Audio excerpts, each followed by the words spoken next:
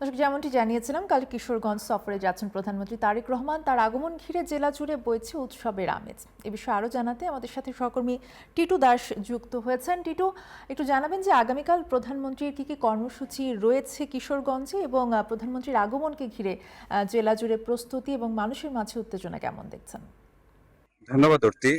কিশোরগঞ্জে প্রধানমন্ত্রী তারেক রহমানের আগমন উপলক্ষে আসলে উৎসব বইছে এই কিশোরগঞ্জের জেলা জুড়ে। কিশোরগঞ্জের ৩টি উপজেলায় তিনি সফর করবেন।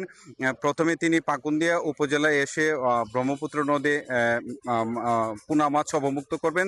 তারপর তিনি কঠিয়াদি উপজেলার যে কার্প হ্যাচারি রয়েছে সেটি পরিদর্শন করবেন। তারপর তিনি জাতীয় মৎস্য সপ্তাহ উদ্বোধন উপলক্ষে একটি জাতীয় মৎস্য সপ্তাহ উদ্বোধন উপলক্ষে সেখানে তিনি এটি উদ্বোধন করবেন এবং 14 জন, সারা দেশের 14 জন মৎস্য যারা মৎস্য উদ্যোক্তা রয়েছে 14 জনকে স্বর্ণপদক দিবেন। তারপর তিনি কিশোরগঞ্জের সুলাকিয়া ঈদগাহ মাঠে আসবেন। আমরা এখন আছি কিশোরগঞ্জের ঐতিহাসিক সেই সুলাকিয়া মাঠে। এই সুলাকিয়া মাঠে এসে তিনি প্রথমেই একটি সুলাকিয়া মাঠের যে উন্নয়নমূলক কাজের উদ্বোধন করবেন। তারপর তিনি এখানে একটি বৃক্ষরোপণ কর্মসূচি রয়েছে ছাত্রদলের আয়োজনে। এই ছাত্রদলের আয়োজনের যে বৃক্ষরোপণ কর্মসূচি সেটাও তিনি উদ্বোধন করবেন। আর এরপরে তিনি রবিবার বিকেল 4টার দিকে তিনি পুরাতন স্টেডিয়ামে ইমাম মুয়াজ্জিন এবং খাদেম যারা রয়েছেন এবং ধর্মীয় উপাসনালয়ে যারা কর্মরত আছেন তাদের সম্মানী ভাতা প্রদান করবেন।